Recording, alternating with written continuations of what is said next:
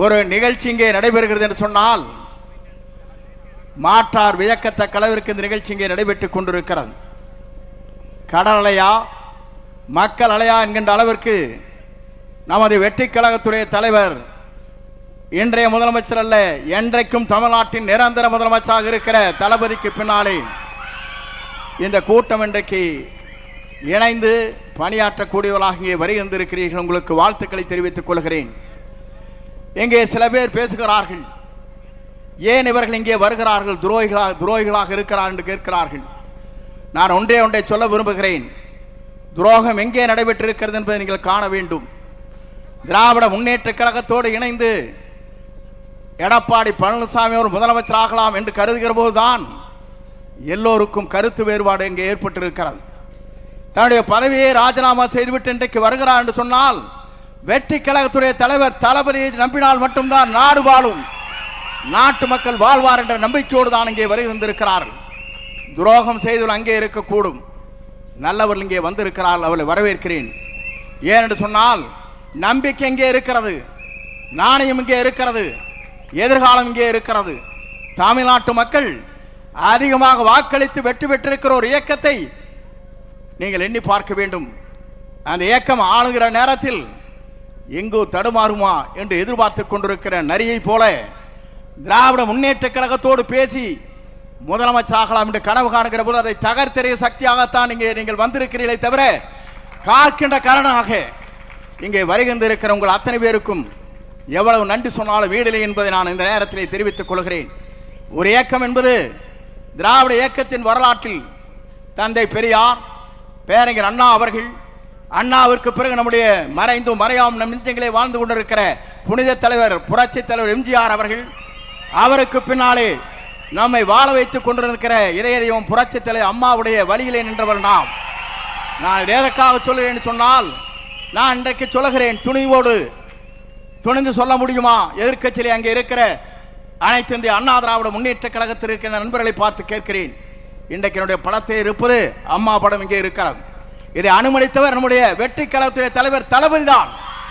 நான் எதற்காக சொல்லுவேன் சொன்னால், என்னை அழைத்தார், நீங்கள் அம்மா படத்தை வைத்துக் கொள்ளுங்கள், அப்போதுதான் எனக்கு மகிழ்ச்சி அளிக்கும் என்று சொன்ன ஒரே தலைவர் வெற்றி கழகத்துடைய தலைவர். நான் எதற்காக சொல்லுவேன் சொன்னால், எடப்பாடி பழனிசாமி படலினா அவனுக்கு கீழே மேலையும் பார்ப்பார். நான் பார்த்தேன். நான் இன்றைக்கு சொல்லுகிறேன், நான் எதற்காக இங்கே இந்த இயக்கத்திலே தூக்கி எறியப்பட்ட நேரத்தில் என்னை தாங்கி பிடித்த இன்றைக்கு வருவாய்த்துறை அமைச்சராக ஆக்கிய வரலாறு இந்திய துணைக்கண்டத்தின் வரலாற்றில் நம்முடைய தலைவரை தவிர யாருக்கும் இல்லை. நான் எதற்காக சொல்கிறேன் சொன்னால், நம்பியவர்களை காக்கின்ற அரணாக இருக்கிறார், நம்பி வருவர்களுக்கு வழிகாட்டியாக இருக்கிறார், தமிழகத்திற்கு வழிகாட்டியாக இருக்கிறார். இந்திய துணைக்கண்டமே வியக்கத்தக்க அளவிற்கு ஒரு ஆற்றல் மிக்க சக்தியாக தமிழகத்தை பயணம் வந்து கொண்டிருக்கிறார். நான் எதற்காக இதை சொல்கிறேன் சொன்னால், நான் எல்லா தலைவரும் பார்த்து விட்டு வந்திருக்கிறேன். புரட்சி தலைவரோடு பயணத்தை மேற்கொண்டேன், அம்மாவோடு பயணத்தை மேற்கொண்டேன். இன்றைக்கு புரட்சி தலைவர் வெற்றி தலைவரோடு இன்றைக்கு பயணத்தை நான் மேற்கொண்டு வருகிறேன். ஏனென்று சொன்னால், நீங்கள் எல்லோரும் குமரி போனீர்கள். தேர்தல் முடிந்ததற்கு பிறகு ஒரு சதி திட்டம் நான் கேட்கிறேன். இந்திய நாட்டின் வரலாற்றில், தமிழகத்தின் வரலாற்றில் புரட்சி தலை அம்மாவை 21 நாட்கள் ஜெயிலில் அடைத்தவோடு கூட்டணி வைக்கலாம் என்று சதிகாரர்கள் இருக்கிறார்களே, அதை தகர்த்தெறிய வேண்டுமா வேண்டாமா? தகர்த்தெறிய சக்தியாகத்தான் இன்றைக்கு இங்கே வந்திருக்கிற விஜயபாஸ்கர், டாக்டர் விஜயபாஸ்கர் ஆனந்தன் அவர்கள் இங்கே அவரோடு இணைந்திருக்கிறார். இங்கே இருக்கிற விஜய வளர்மதி அவர்கள், அதோடு சட்டமன்ற உறுப்பினர்கள் எல்லோரும் நினைத்தார்.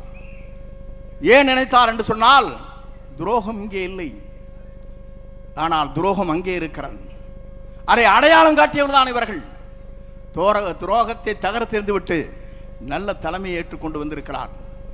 நல்ல தலைமை மட்டுமல்ல, இந்தியாவிற்காக வழிகாட்டியாக இருக்கிற தலைமை, இந்திய நாட்டின் வரலாற்றில் ஒரு தூய்மையான தலைமை, நேசிக்கின்ற தலைமை, வருகின்றவரை வரவேற்கின்ற தலைமை, அத்தனை பேரும் அரவணைக்கிற தலைமை நம்முடைய தமிழக வெற்றி கழகத்துடைய தலைவர் நிரந்தர முதலமைச்சர் வெற்றி தளபதியை தவிர யாரால முடியாது என்பதை நாம் பார்க்கிறோம்.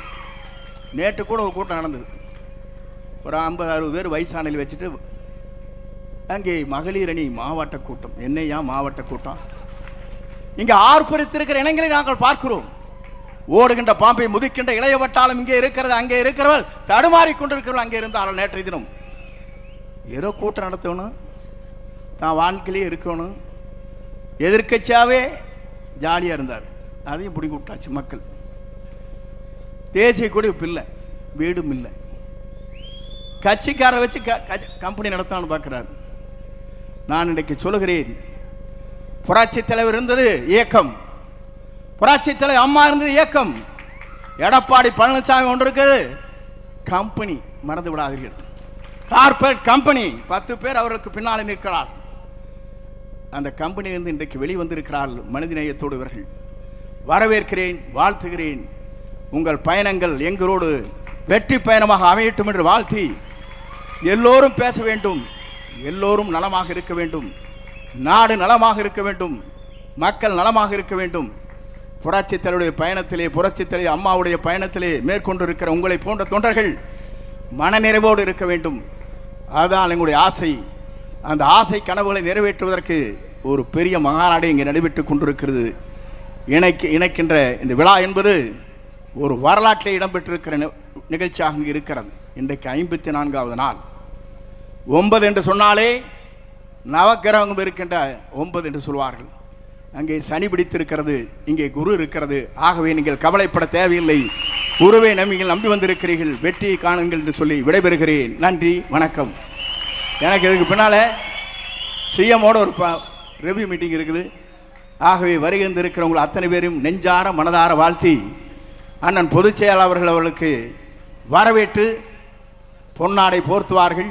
நீங்கள் வாருங்கள், பல்லாண்டு வாழுங்கள் என்று வாழ்த்தி விடைபெறுகிறேன். நன்றி, வணக்கம். மாண்புமிகு அமைச்சர் திரு செங்கோட்டையன் ஐயா